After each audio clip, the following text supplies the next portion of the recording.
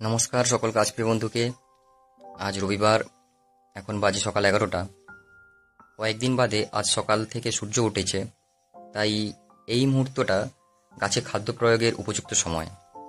এই যে রজনীগন্ধা গাছগুলো দেখছেন, এগুলি ফেব্রুয়ারি নাগাদ বাল্ব প্রতিস্থাপন করেছিলাম। গাছগুলো ঘন এবং বেশ ঝোপালো হয়েছে, কিন্তু খুব বেশি ফুল আসছে না। তাই ফ্লাওয়ারিং বুস্টার হিসাবে কিছু খাদ্য বা সার প্রয়োগ করব।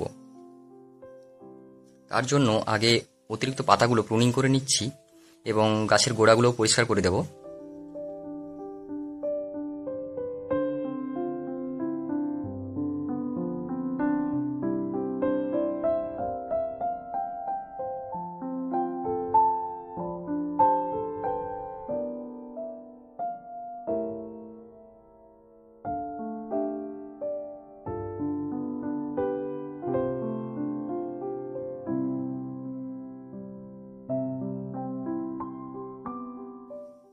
এখন একটা মিক্সড ফার্টিলাইজার বানিয়ে নিচ্ছি, যার জন্য প্রথমেই 1 ভাগ পুরনো গোবর সার দেব, যেগুলো শুকনো করে গুঁড়ো করে রাখা আছে।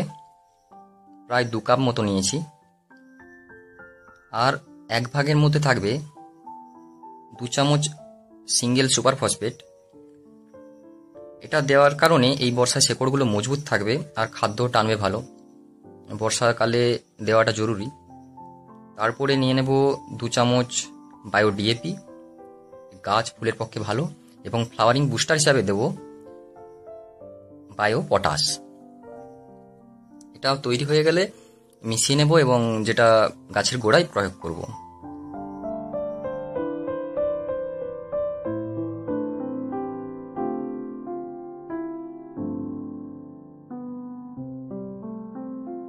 প্রথমে গাছের গোড়াটা সামান্য আলগা করে নেব,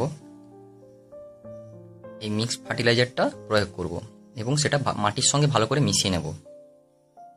সবশেষে জল দিয়ে দেব।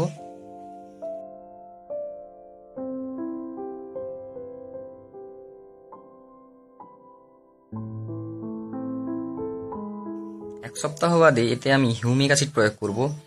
আশা করি এতে প্রচুর স্টিক আসবে আর গাছ ভরে ফুলও হবে।